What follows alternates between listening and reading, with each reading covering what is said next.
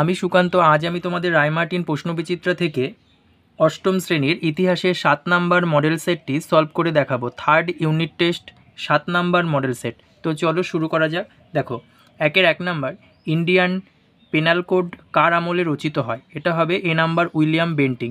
কলকাতা মাদ্রাসা প্রতিষ্ঠিত হয় 1781 সালে। তারপরে দেখো 3 নাম্বার, অসামরিক শাসন ব্যবস্থার ক্ষেত্রে উপনিবেশিক শাসকের প্রধান হাতিয়ার ছিল আমলাতন্ত্র। 4 নাম্বার, জ্যোতিরাও ফুলে নিচুতলার মানুষদের অধিকার প্রতিষ্ঠার জন্য স্থাপন করেন সত্যশোধক সমাজ। তারপরে দেখো 5 নাম্বার, শুদ্ধি প্রথার প্রবর্তক ছিলেন স্বামী দয়ানন্দ সরস্বতী। তারপরে দেখো 6 নাম্বার, ওহাবি শব্দের অর্থ হলো নবজাগরণ।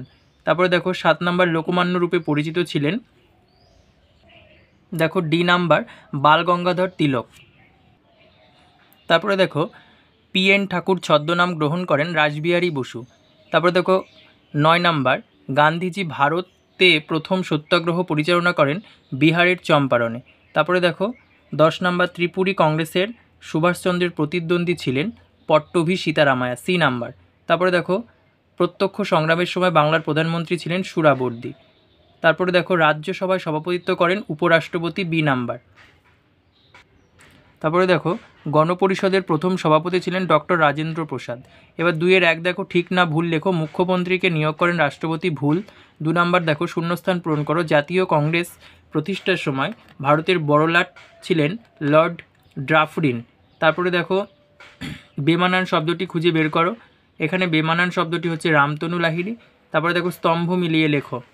দেখো এ নাম্বার, খিলাফত আন্দোলনের নেতা, এটা হবে শওকত আলী। তারপরে দেখো বি নাম্বার, তুরস্কের জাতীয়তাবাদী নেতা, এটা হবে ই নাম্বার, মুস্তাফা কামাল পাশা।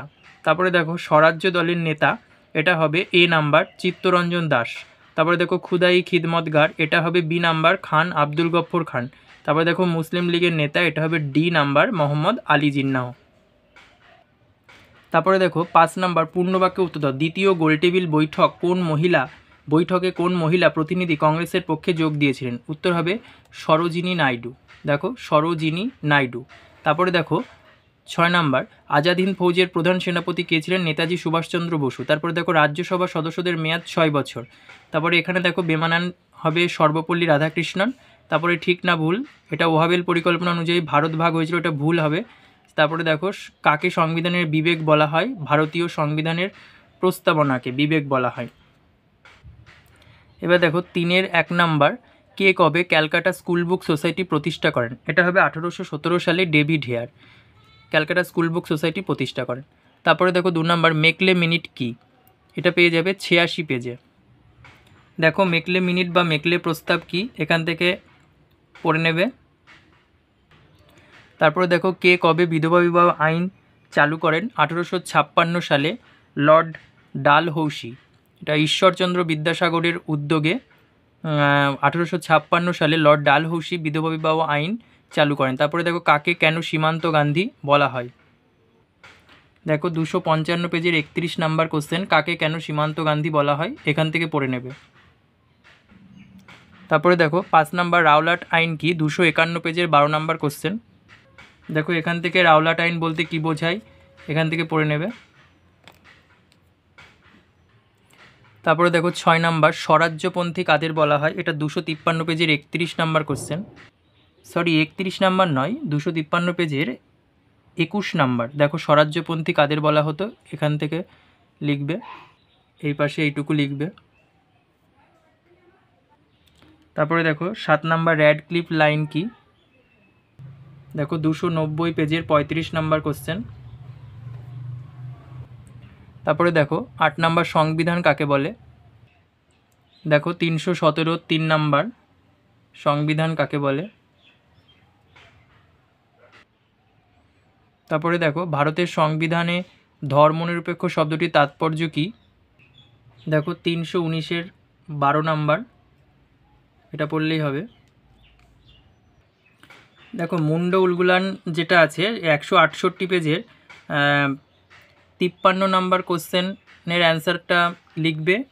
তারপরে 54 নাম্বার, দেখো কারণগুলো এখান থেকে লিখবে। 54 নাম্বার, মুন্ডা উলগুলানের কারণ। আচ্ছা, তারপরে 56 নাম্বার 169 পেজের 56 নাম্বার ফলাফলগুলো লিখবে। তারপরে দেখো টিকা লেখো পণ্ডিতা রমাবাই, 163 পেজের 25 নাম্বার কোশ্চেন। দেখো পণ্ডিতা রমাবাই। তারপরে দেখো 3 নাম্বার নীল বিদ্রোহের কারণগুলি বিশ্লেষণ করো, 151 পেজের 24 নাম্বার কোশ্চেন। দেখো নীল বিদ্রোহের কারণ, শুধু কারণটা লিখবে, দাদন প্রথা, নীলকরদের অত্যাচার, প্রশাসনের ভূমিকা, প্রত্যক্ষ কারণ। তারপর দেখো 4 নাম্বার কংগ্রেসের নরমপন্থী ও চরমপন্থীদের মধ্যে পার্থক্যগুলি ব্যাখ্যা করো। দেখো 210 পেজের 38 নাম্বার কোশ্চেন, নরমপন্থী চরমপন্থীদের মধ্যে পার্থক্য। তারপরে দেখো মুসলিম লীগের লাহোর অধিবেশনের তাৎপর্য বিশ্লেষণ করো। এই যে মুসলিম লীগের লাহোর অধিবেশনের তাৎপর্য, এটা লিখবে, 256 পেজের 34 নাম্বার কোশ্চেন। তারপরে দেখো খিলাফত আন্দোলনে গান্ধীজির ভূমিকা, এটা একটু পাঠ্য বই থেকে পড়ে নেবে। তারপরে দেখো 7 নাম্বার টিকা লেখো ভারতীয় সংবিধানের প্রস্তাবনা। দেখো 318 পেজের 7 নাম্বার কোশ্চেন, এই পাশটা একটু দেখে নাও গুরুত্ব পর্যন্ত। তারপর দেখো ভারতের সংবিধানের উল্লিখিত মৌলিক অধিকারগুলি লেখো। দেখো 324 পেজের 35 নাম্বার কোশ্চেন, মৌলিক অধিকার। এবার দেখো 5-1 সমাজ সংস্কার রূপে ঈশ্বরচন্দ্র বিদ্যাসাগরের অবদান। দেখো এটা লিখবে 143-এর 4 নাম্বার কোশ্চেন, এই পাশটা লিখবে, বহু বিবাহ বাল্য বিবাহ দিয়ে উপসংহার দিয়ে ছেড়ে দেবে। তারপরে দেখো 2 নাম্বার ভারত সভা প্রতিষ্ঠার উদ্দেশ্য কী ছিল, এই সভা কোন কোন প্রধান বিষয়ে আন্দোলন করেছিল। দেখো এই প্রশ্নটা 189 পেজের 6 নাম্বার কোশ্চেন, 6 নাম্বার নয় 5 নাম্বার কোশ্চেন। দেখো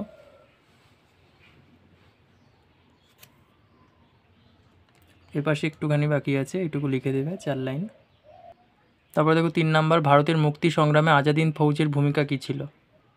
247 পেজে 37 নাম্বার কোশ্চেন। দেখো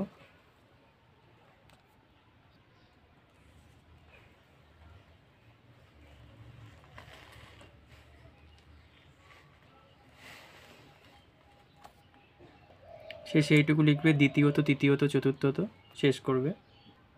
তারপরে দেখো 1946 খ্রিস্টাব্দে ভারতের নৌ বিদ্রোহের কারণ ও গুরুত্ব আলোচনা করো। 248 পেজের 38 নাম্বার কোশ্চেন। দেখো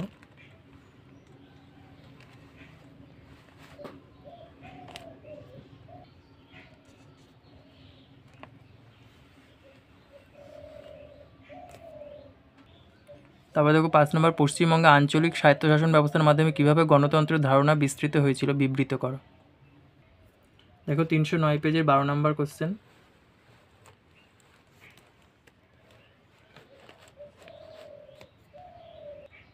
শেষের এইটুকু লিখবে। ধন্যবাদ।